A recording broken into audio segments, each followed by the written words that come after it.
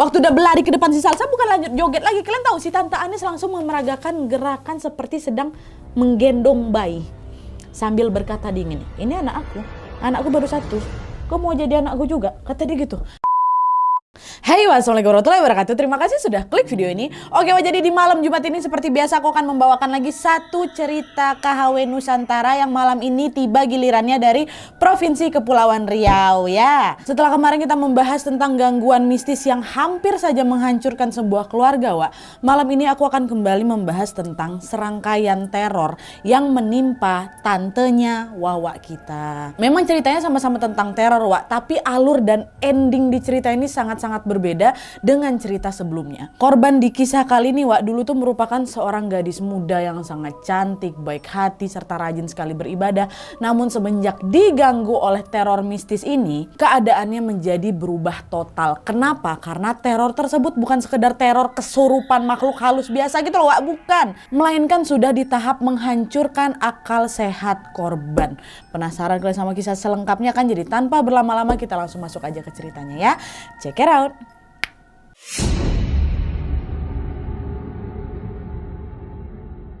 Oke, Wak, jadi cerita yang akan aku bawakan malam ini dikirim sama Wawa aku yang bernama Salsa dari Tanjung Pinang, Kepulauan Riau. Halo Salsa. Sebenarnya Wak, Salsa tuh nggak ada pesan sih sama kami untuk menyamarkan semua nama di cerita ini. Tapi setelah kami pikir-pikir, aku dan tim pun memilih untuk mengganti semua nama supaya tidak terjadi sesuatu hal yang tidak diinginkan. Dan setelah kami pikir-pikir lebih bagus ya sudahlah disamarin aja. Kasian, Wak, kasian, serius.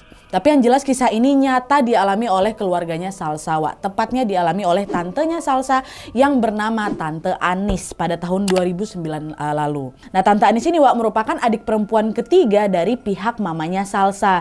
Dia adalah seorang gadis muda berusia awal 20 tahunan gitu lah, Wak, pada tahun itu ya, tahun 2009, yang memiliki wajah yang sangat-sangat cantik. Saking cantiknya, Wak, Tante Anis ini setiap kali dia keluar rumah tuh ada banyak sekali laki-laki di jalan yang suka menggoda Tante si Anis dengan tujuan ingin berkenalan gitu. Bahkan sempat ada peristiwa unik di mana pada saat naik transportasi umum, Wak, Tante Anis ini selalu digratisin sama supirnya. Terang-terangan abang oplet ini bilang buat perempuan secantik adik udahlah nggak usah bayar lagi kata. Nah, selain cantik, Wak, Tante Anis ini juga dikenal sebagai orang yang sangat ramah. Beliau juga baik, sopan, dan sangat rajin menjalankan ibadah-ibadah wajib maupun juga sunnah. Bisa dibilang perfect kali lah nak tante aku nih, kata si Salsa. Dan sejak kecil, Wak, Salsa ini memang diasuh oleh Tante Anis karena kedua orang tuanya Salsa merantau ke Singapura. Makanya hubungan Salsa sama Tante Anis ini bisa dibilang akrab kali lah, Wak. Macam udah hubungan anak sama mama kandungnya sendiri gitulah. Tante Anis pun selalu mendidik Salsa hingga dia pun berhasil menoreh banyak sekali prestasi di sekolahnya. Tapi sayangnya, Wak, kebahagiaan itu tidak berlangsung lama, di mana suatu hari terjadilah peristiwa tragis yang menimpa Tante Anis dan membuat dia berubah menjadi orang yang sangat-sangat asing bagi Salsa. Nah, jadi ceritanya, Wak, pada suatu hari pada saat si Salsa masih SD waktu itu, dia ini lagi siap-siap lah mau berangkat ke sekolah seperti biasa. Nah, jam pelajaran pertama pagi itu, Wak, merupakan kegiatan olahraga di mana para siswa diwajibkan untuk memakai baju olahraga sejak dari rumah. Nanti di sana baru diganti pakai baju biasa, tapi dari rumah harus wajib pakai baju olahraga dulu ya kan. Nah, selesai mandi ini, Salsa pun langsung mencari baju olahraga dia di lemari. Tapi anehnya seragam olahraganya si Salsa ini tiba-tiba hilang gitu aja, Wak. Biasanya pasti ada di situ ditaruh Tante Anis waktu ditengok sama si Salsa di pagi itu nggak ada. Nah, Salsa yang udah panik pun langsunglah menanyakan keberadaan seragamnya ini sama Tante Anis. Tante, di mana nih seragam Salsa? Udah Tante taruh di tempat biasa situ kok, Kak. Cobalah cari baik-baik dulu. Tapi setelah dicari, Wak, kemana-mana nggak di lemari aja nih ya, seragamnya tidak juga kunjung ketemu. Nah, Salsa ini jadi makin rewel lagi karena dia hampir mau terlambat sekolah nih Nadia. Nah, Tante Anis yang ikutan panik pun akhirnya meminta waktu untuk sholat duha terlebih dahulu. Bentar ya, Tante sholat duha dulu. Barangkali setelah sholat kita bisa nemuin nih seragam kamu di mana. Sebentar, tunggu. Nah, di momen inilah, Wak, mulai ada satu kejanggalan yang sama sekali tidak bisa dipahami sama Salsa waktu itu. Aku ingat kali Nadia, selesai sholat duha itu, Tante ini duduk bersimpuh lama kali itu sambil berdoa. Tante bilang, ya Allah, jika memang engkau berkenan dengan takdir hamba seperti ini, tidak apa-apa. Hamba ikhlas dan ridho menjalani ini semua. Dan untukmu ya. Aku mohon tolong jangan ganggu keponakan dan keluargaku karena aku tahu yang kau inginkan adalah diriku. Jadi tolong jauhi mereka. Aku ikhlas jika memang engkau menginginkanku.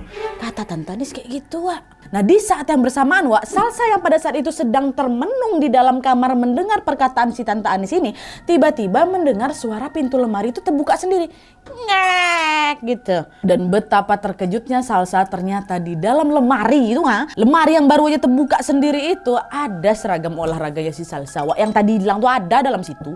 Kejadian ini sungguh-sungguh terasa janggal kali untuk aku Nadia, karena baru pertama kalinya aku melihat barang yang hilang tiba-tiba muncul sendiri di hadapan aku. Dan anehnya lagi baju lemari pula, baju olahraga tuh ditemukan dalam kondisi yang kusut kali gitu loh Wak. Macam belum disetrika, macam habis dipakai, macam habis dikerunyel-kunyel gitu loh Wak. Padahal biasanya Tante Anis selalu sudah mempersiapkan seragam aku tuh serapi mungkin, gak mungkin kayak gitu keadaan terakhirnya. Nah melihat kejanggalan itu, Salsa pun langsunglah memanggil Tante Anis dan menceritakan apa yang baru saja dia lihat. Tante, sinilah Tante, tadi lemari ini terbuka sendiri, ada itu seragamnya Salsa dalam situ, kusut tapi Tan. Dan kalian tahu Wak, setelah mendengar penjelasan Salsa, entah kenapa raut wajah Tante Anis ini langsung berubah jadi tegap. Sedetik kemudian Tante Anis bilang, Kak, malam ini kita tinggal dekat rumah Makci aja ya. Makci ini sebutan tantenya Salsa yang lain. Kita malam nih tidur kat rumah Makci aja. Oh iya, siap Tante. Dah kan? Nah dah lah tuh, singkat cerita sepulang sekolah Salsa sama Tante Anis pun betulan Wak pergilah bergegas ke rumah Makci. Gak mau lagi tuh tinggal kat rumah tuh. Mereka waktu itu pergi ke sana menggunakan transportasi umum Wak. Dan di sini lagi-lagi keanehan pun terjadi. Pada saat lagi naik oplet itu, naik angkot ini, entah kenapa semua penumpang yang ada dalam oplet itu melihat mereka dengan tatapan yang agak janggal sembari menutup hidung. Nah meskipun demikian Wak, baik Tante Anis ataupun Salsa nggak peduli akan hal itu. Dan dibiarkan aja itu sama mereka kan. Nah sesampai di rumah Makci, mereka pun kembali lagi dibuat terkejut dengan sambutan Makci yang bilang, ya ampun wangi sekali kalian berdua hari ini, pakai parfum apa? Kata Makci. Kami tak pakai parfum apa-apa Bun. Mungkin bawa pewangi baju nih Makci, soalnya Anis kalau memang cuci baju selalu kasih banyak pewangi, kata Tante Anis. Emangnya ada ya pewangi pakaian yang baunya bunga melati? Soalnya bau kalian ini ingat kali dari akak ke atas dah tercium dah. Makanya akak langsung buru-buru buka pintu, akak kira ada siapa. Nah di momen inilah Wak, Tante Anis pun udah ngerasa apa tuh? Nah di momen ini Tante Anis sudah ngerasa nggak enak Wak. Dari situ Tante Anis berpikir bau itulah yang kemungkinan membuat para penumpang angkot tadi menatap mereka dengan tatapan aneh. Bau melati mereka berarti dari tadi. Tapi ya udahlah, kan disingkirkan aja tuh pikiran itu. Nah singkat cerita Makci pun menyuruh mereka untuk masuk ke dalam rumah. Mereka ngobrol-ngobrol lah sebentar sampai azan Isya berkumandang. Nah setelah sholat Isya Wak, Salsa pun langsung mengajak Tante Anis ke kamar nih untuk tidur. Gak lupa Salsa juga minta dibacakan kisah-kisah Rasul nih sama Tante Anis. Dan kegiatannya juga merupakan ritual wajib mereka berdua sebelum memejamkan mata. Nah selesai membacakan kisah-kisah Nabi ini Wak, Tante Anis pun berbaring menghadap ke arahnya si Salsa. Aduh aku di sini nggak tega kali. Gak lama kemudian si Tante Anis nih ngomong kayak gini, Salsa belajar yang rajin nih nak, biar nanti engkau jadi anak yang sukses dan bermanfaat bagi orang lain. Salsa juga harus selalu baik ya sama orang ya nak ya, kata si Tante Anis ini. Dan kalimat itu Wak, entah kenapa kerasa janggal kali buat aku Nadia, kata si Salsa. Karena nggak biasanya Tante Anis tuh mengucapkan nasihat sedalam itu untuk aku. Mana aku masih kecil pula, itu masih SD loh aku. Dan betul aja Wak, tanpa Salsa sadari kalimat tersebut adalah percakapan terakhir normalnya Tante Anis. Karena setelah itu Tante Anis berubah menjadi sosok yang betul-betul berbeda Wak. Betul.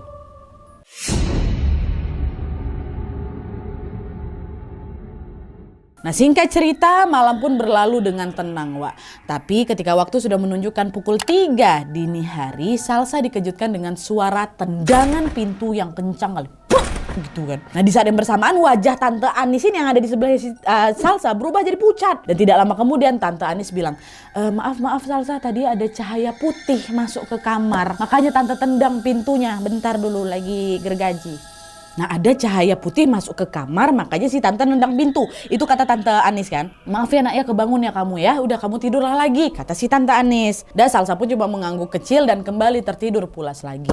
Singkat cerita Wak, keesokan paginya Pak Ci, suaminya Makci ini datanglah dari kebun dengan membawa beberapa tandan pisang, tahu kalian kan. Nah, Pak Ci pun menyuguhkanlah pisang tersebut di ruang tamu untuk dikonsumsi bersama. Dan di saat Salsa mengambil satu buah pisang Wak, Tante Anis secara tiba-tiba dipukulnya tangannya si Salsa. Dia bilang, jangan dimakan, gak boleh, itu haram, katanya. Nah Pak Ci mendengar itu langsung menyela, haram dari mana Nenek? Ini kan pisang. Bukan, itu bukan pisang, itu jantung anak bayi. Jangan sampai kalian makan makanan itu ya, kata Tante Anis. Wah, nah jawaban Tante Anis itu langsung membuat seisi rumah kaget bukan kepalang. Karena jelas-jelas yang ada di depan mereka tuh buah pisang, bukan jantung bayi. Nah, belum sempat memahami kejanggalan itu, mereka pun kembali lagi dibuat terkejut oleh Tante Anis yang tiba-tiba menjerit histeris. Beberapa detik kemudian jeritan itu berubah menjadi tangisan yang sangat kencang. Dan di momen ini mereka langsung sadar kalau Tante Anis ternyata kesurupan. Tanpa berlama-lama Pak Cik pun langsung membacakan doa-doa untuk menyadarkan Tante Anis.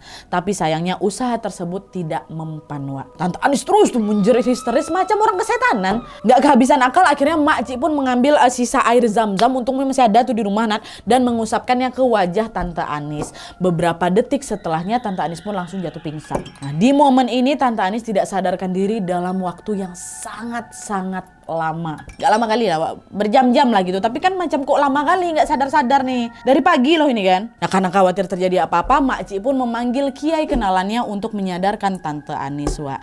Tepat di saat azan maghrib berkumandang, barulah Tante Anis ini kembali bisa sadar. Sebelum si kiai ini datang, Wak. Baru tuh gak lama kemudian kiai yang tadi sempat ditelepon sama Mak Cik itu baru nyampe tuh di rumahnya siapa si Tante Mak Cik. Dan saat melihat Tante Anis, Wak, kiai tersebut tiba-tiba berkata, ini saya sarankan untuk dia diruqyah aja. Karena sepertinya ada yang jahil ini, ada yang ngirimin dia jin. Dan gak cuma satu jin, melainkan ada beberapa jin yang kekuatannya sangat besar lagi bersarang di tubuhnya si Anis ini. Mendengar hal itu, Wak, pihak keluarga pun langsung ya udah mengangguk setuju aja. Nah, di malam itu juga ruqyah terhadap Tante Anis dilakukan. Tante Anis diminta untuk memakai mukena dan kaos kaki serta berwudu terlebih dahulu. Sedangkan Pak Kiai juga udah siap nih, Wak, dengan memakai sarung tangan. Hal ini bertujuan supaya Tante Anis tidak bersentuhan langsung nih dengan tangannya Pak Kiai yang memang bukan muhrimnya gitu ya. Pada saat ruqyah ini berlangsung, Wak, Tante Anis ini nggak bereaksi apa-apa pertamanya. Beliau baik-baik aja. Tapi tidak lama kemudian Tante Anis tiba-tiba menjerit macam orang kepanasan, Wak. Wah! Kata dia. Jeritan itu juga kemudian diikuti dengan suara tertawa khas suara laki-laki, tapi Wak yang keluar tuh laki-laki, suara laki-laki. Nah, dia bukan suara tantaku. Dan kalian tahu sosok itu pun setelah dia ketawa dia bilang apa? Woi, bacaan Quran kau tuh salah. Aku nih lebih hafal, lebih pandai daripada engkau lagi. Aku ajarin aja kau, mau? Katanya gitu. Nah, mendengar pernyataan itu, Pak Kiai pun dengan tenang langsung menjawab, sesungguhnya derajatku lebih tinggi daripada kalian. Siapa yang mengutus kalian ke sini? Di bagian tubuh mana kalian tinggal?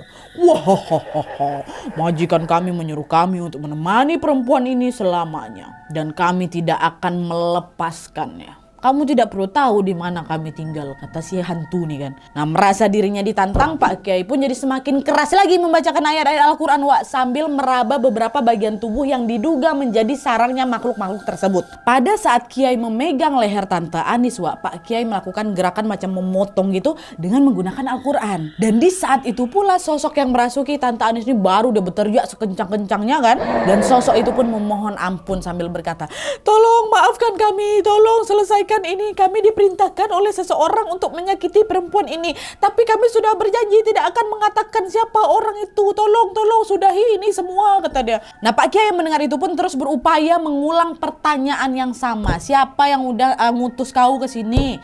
Tapi sayangnya sosok tersebut tetap bungkam, kami sudah berjanji tidak membukakan ini, kata, nggak mau membocorkan, mereka sama sekali tidak mau membocorkan siapa gerangan yang sudah menyuruh mereka mengganggu si Tante Anis. Dan meskipun belum mendapatkan informasi tentang pelaku, Wak, setidaknya kondisi Tante Anis malam itu sudah berangsur-angsur membaik. Oleh karena itu setelah ruqyah selesai, Pak Kiai pun berpamitan pulang. Dan singkat cerita, Wak, sejak Tante Anis ini dirasuki oleh sosok-sosok itu, sejak itu pula Tante Anis jadi sering kali kerasukan, Wak. Tante Anis nih suka berbicara sendiri, dia suka tertawa sendiri, bahkan sering menangis dia. Menangis tanpa sebab, menangis sendiri, tiba-tiba nangis dia.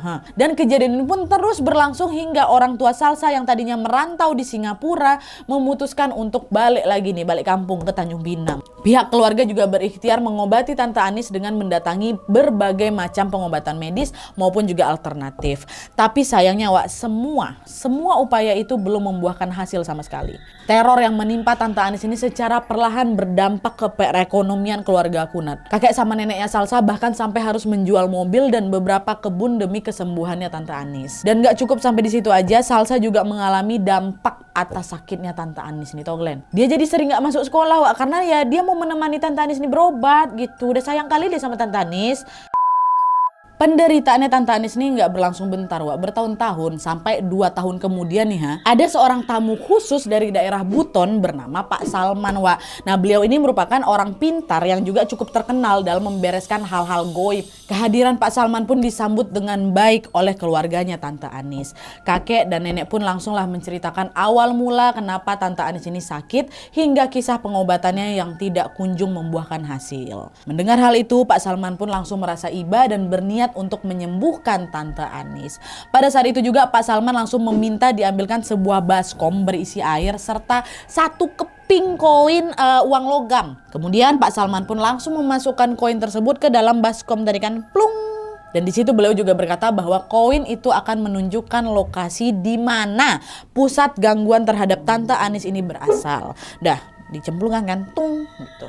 Tak kayak gimana lah caranya, Wak, ya, tapi yang jelas pada saat itu mereka pun berkeliling rumah ini sambil mencari lokasi yang dimaksud. Pada saat memasuki kamarnya Tante Anis, Wak, Pak Salman tiba-tiba berhenti dan tangannya Pak Salman ini langsung menunjuk ke atas lemari seolah mengisyaratkan ada sesuatu di dalam sana. Dia bawa kan, masuk kamar.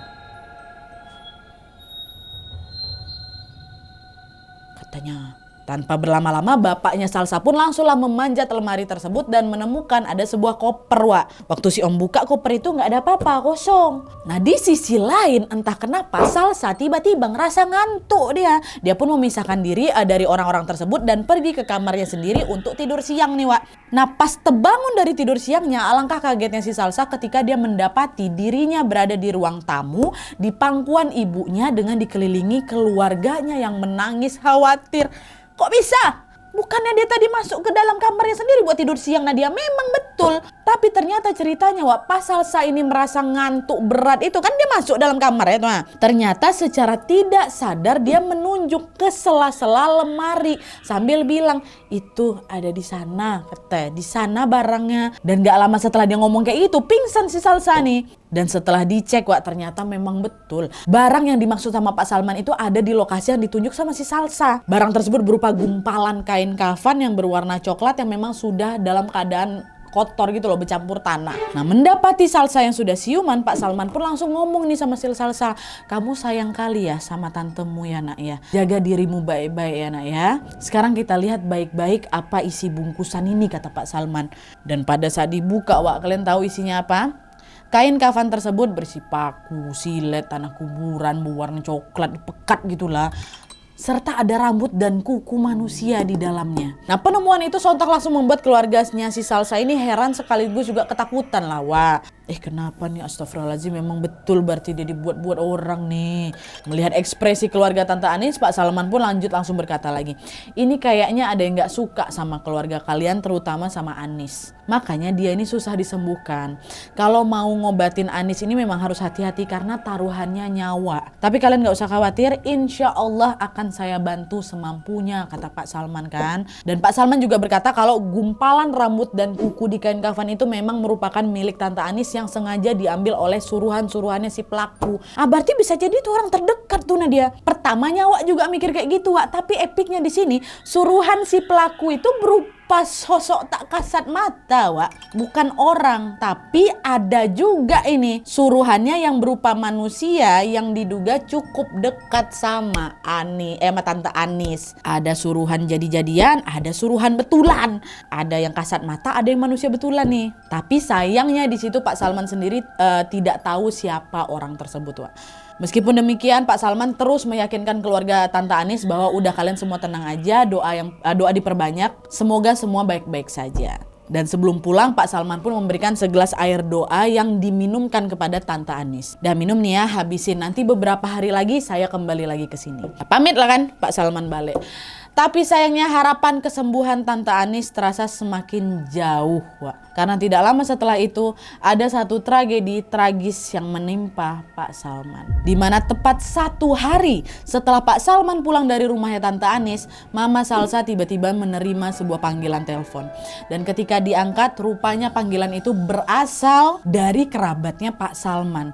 Dan kalian tahu, kerabat beliau mengabarkan kalau pagi tadi Pak Salman ditemukan meninggal dunia di dalam kamarnya. Meninggal Pak Salman 1 hari setelah pulang dari rumahnya Tante Anis. Pihak keluarga Pak Salman sendiri tidak tahu nih apa penyebab kematian Pak Salman. Karena Pak Salman ini memang sehat-sehat aja kok sebelumnya. Beliau tidak mengidap penyakit apapun, Wak.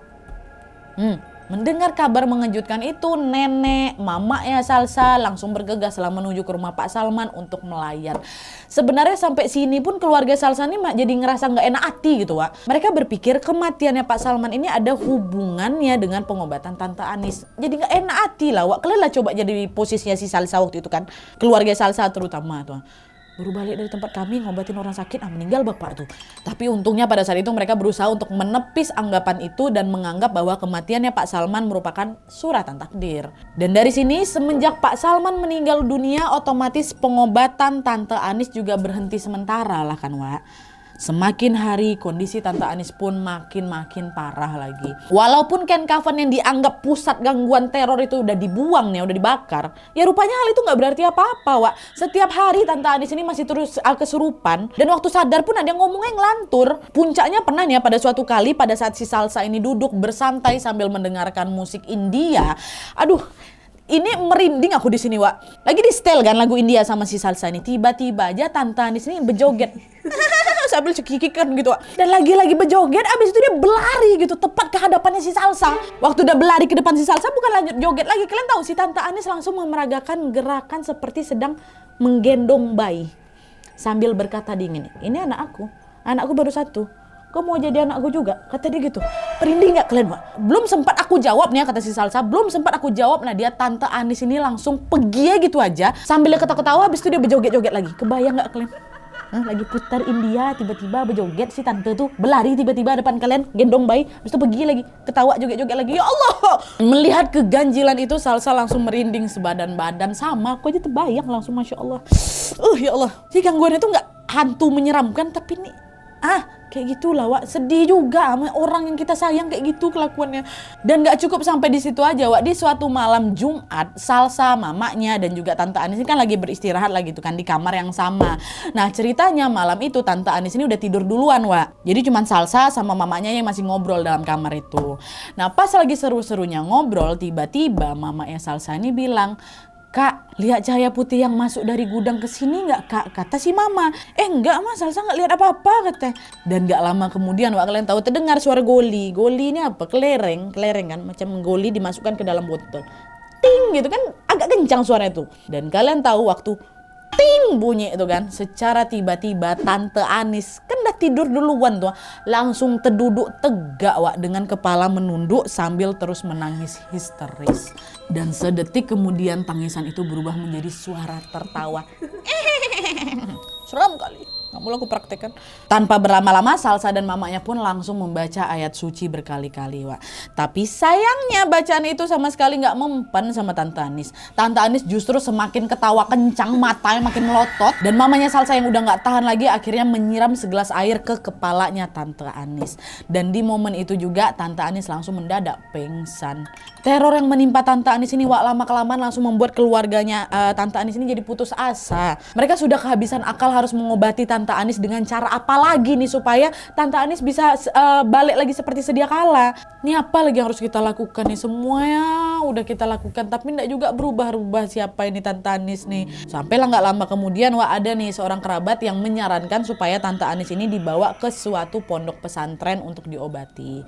Dah, pergilah lagi mereka sekeluarga ke sana, Wak. Dan seorang kiai yang ada di pesantren itu pun memberikan sebuah nasihat, yaitu pihak keluarga harus menikahkan Tante Anis dengan seorang seorang laki-laki baik. Hanya dengan cara itulah Tante Anis ini akan kembali sembuh seperti semula, kata Kiai ini. Dah singkat cerita, nenek pun akhirnya menjodohkan Wak Tante Anis dengan seorang laki-laki asing. By the way, asing ini bukan bule Wak ya. Laki-laki asing ini maksudnya Tante Anis sendiri nggak kenal sama sekali loh sama orang ini gitu. Nah dinikahkan nih kan.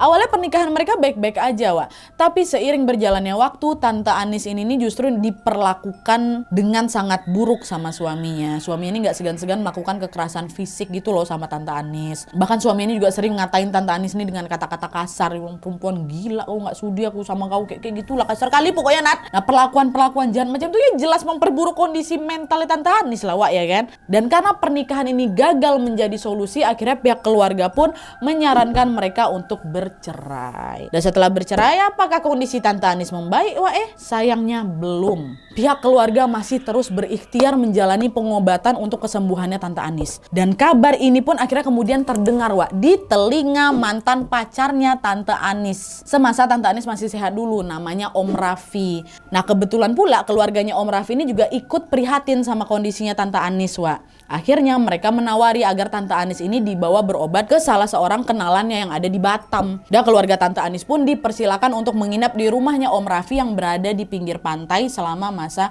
pengobatan ini berlangsung. Baik kali Om Raffi ini. Dah tuh, pigilah kan mereka semua ke Batam nih. Nah awalnya Wak, lagi-lagi semua pun berjalan lancar-lancar aja. Tapi pas menjelang malam, menjelang tengah malamnya, tiba-tiba mamanya Salsa tidak mendapati Tante Anis ada di dalam kamarnya. Ngilang Tante Anis nih Wak. Langsung heboh lah seisi rumah. Woi Anis hilang, Anis hilang. Dan mereka pun berusaha mencari Tante Anis kemana-mana tapi belum juga ketemu. Dan pada saat sedang berkeliling ini, Om Raffi tiba-tiba mendengar ada suara seorang wanita yang sedang bersenandung kecil sambil tertawa riang. Kayak gitulah kan. Om Raffi pun langsung menghampiri asal suara itu dan ternyata suara tersebut adalah suaranya Tante Anis yang sedang duduk di tangga sebuah pantai yang langsung menghadap ke laut lepas. Melihat kejadian itu, Om Raffi dan keluarganya Tante Anis ini pun langsung menarik paksa dan membawa Tante Anis ini balik lagi ke rumah Om Raffi. Dan singkat cerita, karena pihak keluarga ini merasa kejadian itu membahayakan nyawanya Tante Anis, akhirnya Tante Anis pun dibawa balik lagi nih ke Tanjung Pinang. Dan sejak kejadian aneh di Batam itu, Wak, Tante Anis masih terus menjalani pengobatan. Pihak keluarga juga sempat membawa Tante Anis ini ke rumah sakit jiwa untuk direhabilitasi, tapi rupanya pengobatan medis juga belum menunjukkan kemajuan yang signifikan gitu loh, Wak. Kondisi Tante Anis ini justru semakin memprihatinkan. Nah, dia badannya jadi makin kurus. Tante Anis sering nangis sampai matanya sembab kali. Bahkan nih, Wak, ya, Tante Anis juga sering mengamuk hebat sehingga harus diikat oleh para suster yang ada di situ. Nah, pihak keluarga yang gak tega pun akhirnya memutuskan untuk membawa Tante Anis pulang dan dirawat di rumah mereka sendiri. Tante Anis juga pernah dibawa berobat hingga ke Singapura, ke Malaysia, udah, tapi sayangnya hasilnya nihil, Wak. Bahkan pernah nih, Wak, pada suatu kejadian kata si Salsa, ketika Tante Anis ini berada di Singapura, Tante Anis ini tiba-tiba bersenandung di depan cermin gitu loh, sambil memakai baju kurung berwarna putih sembari menyisir rambutnya. Habis itu dia ketawa-ketawa gitu, Nat. Nah, karena takut akhirnya Mama Salsa pun menelpon seorang kenalannya yang dianggap bisa mengobati Tante Anis kan. Dan kalian tahu, orang yang ada di Singapura itu bilang kalau sulit sekali untuk menyembuhkan Tante Anis. Anis hanya bisa sembuh kalau dia sudah meninggal dunia. Karena memang dari awal niat si pelaku ini adalah membuat Tante Anis ini tersiksa hingga akhir hayatnya, kata orang. Dan sampai saat ini, Wak, Tante Anis masih dirawat oleh keluarganya Salsa di salah satu kota di Sumatera, yaitu di Palembang. Tapi sayangnya keadaan Tante Anis sampai sekarang masih belum juga sembuh, Wak. Tante ini masih suka ngamuk hebat dan tidak jarang menyakiti keluarganya sendiri. Bahkan nih, Wak, yang menurut ceritanya Salsa, pernah pada suatu kali Tante Anis ini pergi, dia keluar rumah di bawah air hujan dengan kondisi, mohon maaf, tanpa busana sama sekali, keliling komplek. Untunglah waktu itu ada bapak-bapak nggak dikenal sigap diselimutinnya badannya si Tante Anis ini dan langsung diantarkan Tante Anis balik ke rumah. Belasan tahun dihantui teror tanpa henti, beberapa kiai pun beranggapan kalau jin yang mengganggu Tante Anis ini sudah melekat dan mendarah daging di dalam tubuhnya Tante Anis, Wak. Macam benalu yang udah terlanjur menggerogoti inangnya gitu loh, Astagfirullahaladzim, kasihan. Dan informasi terbaru dari Salsa nih, Wak, ya, dukun yang menjadi perantara pelaku nih, kabarnya sudah meninggal dunia. Dukun yang jadi perantara, dukun yang disuruh-suruh sama si pelaku ini udah meninggal dunia, sehingga sulit sekali untuk menyembuhkan Tante Anis. Dan terlepas dari anggapan banyak orang tentang Tante Anis, Salsa sebagai keponakan pantang menyerah gitu aja, Wak. Dimana kalian tahu saat ini dia berkuliah ngambil jurusan psikologi dengan tujuan yang sangat-sangat mulia, yaitu ingin memulihkan kondisi mental Tante Anis. Masya Allah, terharu kali ya, Wak. Setiap kali Salsa mengunjungi Tante Anis, Salsa selalu ngajak ngobrol, walaupun yang cuma direspon dengan sebuah tatapan kosong kayak gitu. Ya Allah, kasihan ya. Dan gak jarang juga Tante Anis ini merespon pernyataannya si Salsa ini dengan amukan, kadang dipukul lakukan kayak gitulah. Tapi meskipun demikian, Wak, Salsa tidak putus asa. Dia terus berusaha untuk memahami kondisi Tante Anis dengan harapan suatu saat tanteku pasti bakal sehat seperti semula. Kita doakanlah sama-sama, Wak, ya. Semoga Salsa bisa menjalani kuliahnya dengan lancar sampai lulus tanpa kendala yang berarti. Dan meskipun memang terdengar sulit, tapi selama Allah berkehendak dengan kun fayakunnya, bukan tidak mungkin Allah akan mengabulkan kesembuhan Tante Anis. Wallahu alam bishawab. Oke, Wak, jadi itu tadi pengalaman mistis yang dialami oleh Tante Anis. Sebuah cerita yang bikin aku sedih sekaligus juga nggak habis pikir. Lagi-lagi kok bisa ada orang sejahat itu sama Tante Anis ya. Memang Tante Anis ini salah apa? Sesakit hati itukah kau? Kita nggak bisa asal judging aja kalau Tante Anis yang salah, Wak, ya. Karena kita nggak tahu nih cerita asal itu gimana. Bisa jadi si pelakunya cuma iri hati, busuk hati. Dia nggak dapat apa yang dia mau. Itu yang dibuat main pakai jalan pintas, pakai jalan pengecut gitu kan. Senang-senang lah kau sekarang. Senang-senang lah kau. Nanti kau tengok. Udah jadi budak setan kan kau. Nanti kau mati kau tengok lah tuh nanti. Kau nanti merangkak-rangkak terseok-seok kau cari Tante Anis ke akhirat itu buat minta maaf. Padan muka kau. Udah lah lagi weh. Tapi walaupun udah diginiin ini, aku suka ya masih Salsa nih. Melalui cerita ini Salsa juga ingin menyampaikan permohonan maaf apabila Tante Anis pernah melakukan kesalahan semasa hidupnya yang membuat si pelaku ini menyimpan dendam. Kita doakan sama-sama semoga Tante Anis dan keluarganya selalu berada dalam lindungan Allah Subhanahu wa taala. Dan siapapun kau sebenarnya dimanapun kau sekarang sedang berada, semoga kau tobat ya, minta ampun, minta maaf selagi masih bernapas kau tuh. Oke lah, Wak, jadi sekian dulu videonya. Terima kasih banyak yang sudah menonton. Kalau kalian suka video ini, klik like-nya. Jangan lupa komen di bawah dan saran-saran untuk video selanjutnya. Jangan lupa nyalain notifikasinya supaya kalian tahu kalau aku upload video baru. And as always, jangan lupa untuk klik tombol subscribe supaya kalian sama-sama tahu informasi menarik dan menegangkan dari channel aku. See you next video, Wak. Bye.